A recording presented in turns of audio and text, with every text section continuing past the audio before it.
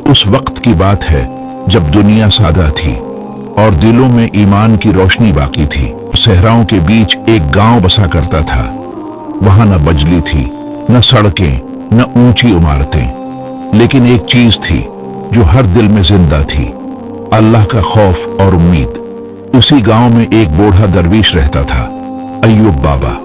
न उसके पास दौलत थी, न घर बार, न बीवी बच्चे। उसकी झुंड खुशक जमीन पर मिट्टी से बनी हुई थी और दिन रात का खाना अक्सर नसीब भी ना होता। मगर अय्यूब बाबा को एक चीज मिली थी जो बहुत कम लोगों को मिलती है, कामिल यकीन, अंधा यकीन।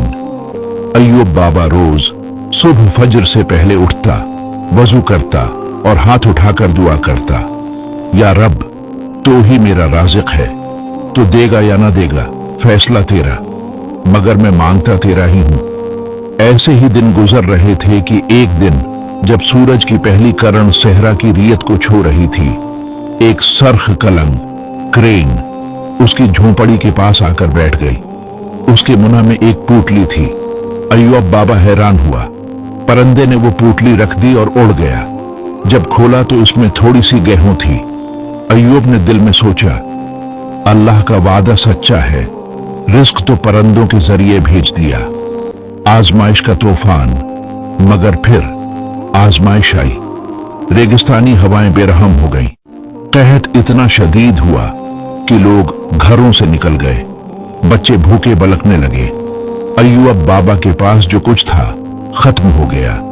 एक रात वो सजदे में गिरा, आंखें नम। आए रब, तेरे सिवा मेरा कोई नहीं।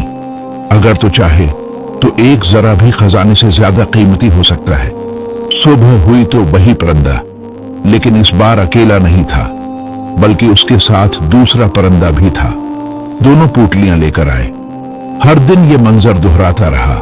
राज का इंकिशाफ एक दिन अय्यूब बाबा ने परिंदों का पीछा करने का इरादा किया।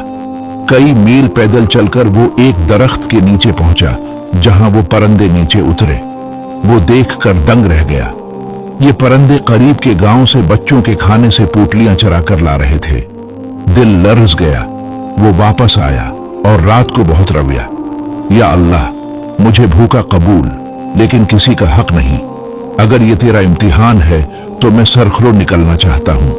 आसमानी तोहफा अगली सुबह वो परिंदे नहीं आए। अय्यूब बाबा ने सब्र किया, कुछ न खाया। दोपहर के वक्त एक काफिला रेत पर आया। काफिले का सरदार ऊंट से उतरा और बोला, बाबा जी, मुझे ख्वाब में हुक्म मिला था कि एक दरवीश को तलाश करो जो भूखा है मगर फिर भी अल्लाह के रास्ते से ना हटा। वो दरवीश आप हैं। अय्यूब बाबा की आंखों से आंसू जारी हो गए। काफिले वाले ने उसे अनाज, पानी और कपड़े दिए। काफिला चल दिया। वही गांव जो अय्यूब को भूल चुका था अब उसी के आंगन में आकर खाना खाता, दवा लेता, सुकून पाता। अय्यूब बाबा की झोंपड़ी अब एक छोटा सा मरकजी खैर बन चुकी थी, लेकिन वो खुद वैसे ही आजिज, खाक आलूदा और खामोश रहा।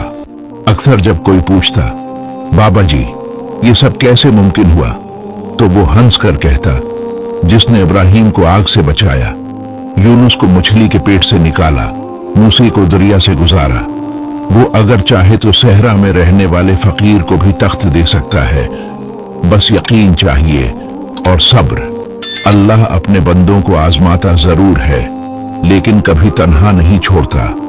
यकीन एक दरवाजा है जो आजमाइश के हाथ से बंद होता है, लेकिन दुआ के हाथ से खुलता है। मदीना मनूरा के करीब एक गांव था। इस गांव में एक आम मगर नेक दिल नौजवान रहता था जिसका नाम यासिर था।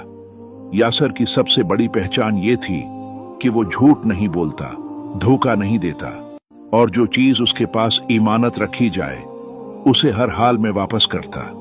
यासिर के वालिद का इंतकाल इस वक्त हुआ जब वो 15 साल का था। माँ ने उसे कुरान पढ़ाया और ये दुआ सिखाई, बेटा, अल्लाह के सामने हमेशा सच बोलना और किसी की इमानत में खयानत न करना। यासिर खेतों में मजदूरी करता, मगर उसका दिल हमेशा मस्जिद में लगता। वो अक्सर नमाज के बाद इमाम साहब के साथ बैठकर कुरान का तर्जुमा सुनता और कहानियां सुनकर सबक लेता। आजमाइश का पहला दरवाजा। एक दिन गांव में खबर फैली कि एक बड़ा ताजिर अब्दुर्रहमान मदीना से गुजर रहा है और उसे भारी सामान किसी उमानतदार के पास रखना है। गांव के लोग फौरन यासर का नाम लेने लगे। अब्दुर्रहमान ने यासर को बुलाया और कहा, मेरे पास सोने के सुके और कीमती कपड़े हैं। मैं कुछ दिन मदीना जा रहा हूं, ये सब तुम्हारे पास इमानत रखता हूं। यासर ने कहा, इत्मीनान रखें, अमानत अल्लाह की गवाही के साथ आपके पास वापस पहुंचेगी। यासर ने सामान अपने कमरे के कोने में रखा और हर रोज उसकी हिफाजत करता।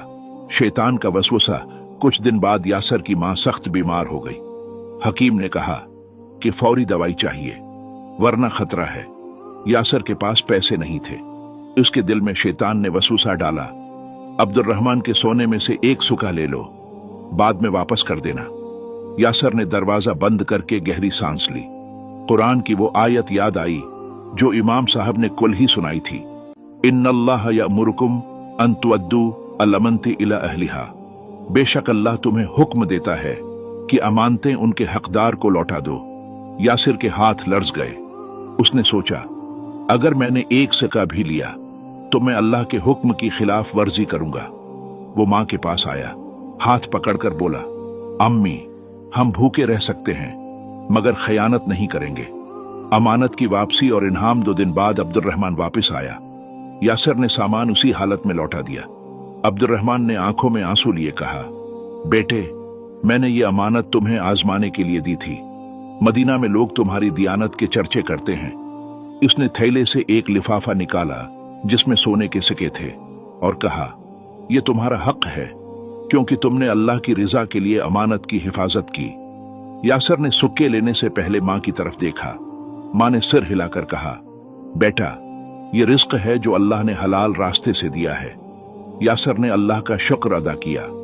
उस दिन से वो गांव का सबसे मोतबर शख्स बन गया। लोग अपनी अमानतें, अपने मसाइल और अपने राज उसके पास रखते। अखलाकी सबक। अमानत सिर्फ माल की नहीं होती बल्कि वक्त, राज और हर भरोसे की हिफाजत भी अमानत है। अल्लाह पर भरोसा करने वाला कभी खुसारे में नहीं रहता। आजमाइश में सब्र और तकवी ही सबसे बड़ा हथियार है।